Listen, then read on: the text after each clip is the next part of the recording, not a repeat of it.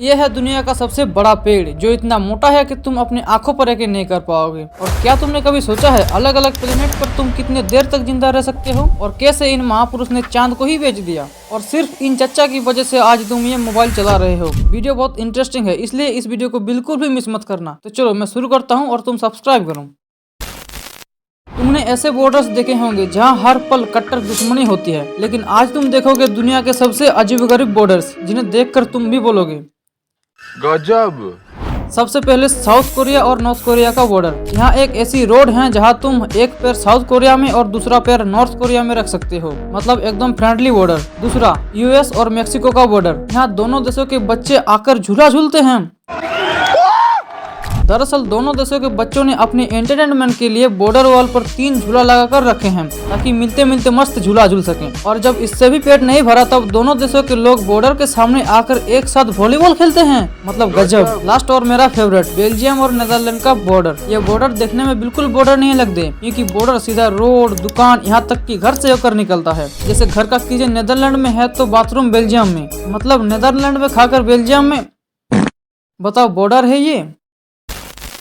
आओ देखते हैं अलग अलग प्लेनेट पर तुम कितने देर तक जिंदा रह सकते हो। सबसे पहले मरकरी। मरकरी के एक साइड पर लगभग 425 डिग्री सेल्सियस की गर्मी और दूसरे साइड पर -180 डिग्री सेल्सियस की ठंड, और यहाँ ऑक्सीजन बिल्कुल नहीं होती है, इसलिए तुम ज्यादा से ज्यादा 10 सेकंड तक ही जिंदा रह सकते हो। Next Venus. यहाँ ग्रेविटी अर्थ जैसी ही होती है, लेकिन टेम्परेचर 1000 डिग्री सेल्सियस तक चला जाता है, इसलिए वेनस तुम्हारी बॉडी को 1 सेकंड में ही भस्म कर देगा। Next Mars. मार्स का एनवायरनमेंट काफी ठंडा होता है, लेकिन यहाँ तुम बिल्कुल सांस नहीं ले पाओगे, इसलिए तुम जितनी देर तक सांस रोक सकते हो बस उतनी देर तक ही जिंदा रह पाओगे। अब बात करते हैं सोलर सिस्टम का सबसे बड़ा प्लेनेट जुपिटर। जुपिटर की ग्रेविटी अर्थ से बहुत ज्यादा होती है, जो तुम्हारी बॉडी को 0 सेकंड में ही कुचल देगी। Last Neptune. नेपच्यून पर हमेशा जबरदस्त तूफान चलते रहते हैं। यहाँ ऑक्सीजन बिल्कुल नहीं होती है और प्रेशर इतना ज्यादा होता है कि कुछ ही सेकंड में तुम्हारी आत्मा निकल जाएगी। तो बताओ तुम कौन से प्लेनेट पर ट्राई करोगे।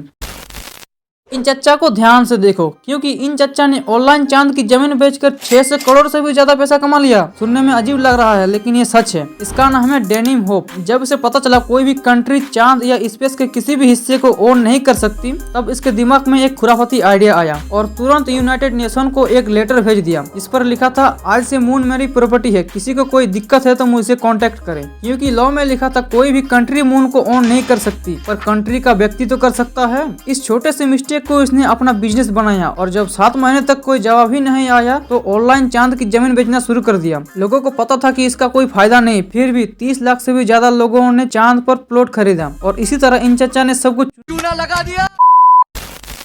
तुमने सांप तो बहुत बार देखे होंगे, लेकिन ऐसा सांप पहली बार देखोगे, क्योंकि ये नासा द्वारा बनाया गया रोबोटिक सांप है। इसका नाम है इल्स। इल्स एक ऐसा रोबोट स्नेक है जो बिल्कुल रियल स्नेक की तरह ही चलता है, घूमता है और सबसे शॉकिंग बात, ये खुद को खुद कंट्रोल कर लेता है। अगर इसमें कोई छोटी मोटी खराबी आए तो ये सेल्फ रिपेयर तक हो सकता है। अब सवाल उठता है, नासा ने सांप जैसा रोबोट बनाया ही क्यों, जब एक रोवर इससे ज्यादा काम कर सकता है। तो देखो, रोवर की एक बड़ी प्रॉब्लम है, वो सिर्फ स्मूथ जमीन पर ही चल सकता है, लेकिन इल्स पानी, बर्फ, मिट्टी, चट्टान, क्रेब, ट्रैक्स, ऑलमोस्ट हर डेंजर इन्वायरमेंट में भी घुस सकता है जहाँ कोई रोवर या रोबोट ना जा सके, इसलिए इसे बनाया गया। चलो अब देखते हैं इस वीडियो का मेन फैक्ट।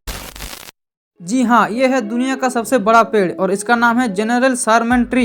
ये पेड़ लगभग 83 मीटर लंबा है, मतलब एक 25 मंजिला बिल्डिंग जितना ऊंचा, और ये इतना मोटा है कि तुम चौंक जाओगे। जैसे अगर तुम इस पेड़ को घेरना चाहो तो 50 से भी ज्यादा लोग एक साथ हाथ पकड़कर खड़े होने होंगे, तब जाकर इसे घेर पाओगे। और अगर इस पेड़ को अंदर से खोखला कर दिया जाए तो ये तुम्हारे घर के 7 रूम इसके अंदर इजीली फिट हो सकते हैं। अब तुम समझ सकते हो कि ये कितना मोटा और कितना विशालकाय है। और सबसे शॉकिंग फैक्ट, ये पेड़ इतना पुराना है कि जब ताजमहल भी नहीं बना था तब भी ये पेड़ ऐसा ही खड़ा था, लगभग 2500 साल से भी ज्यादा। आज के टाइम में ये जेंट पेड़ तुम्हें कैलिफोर्निया के नेशनल पार्क में देखने को मिल जाएगा।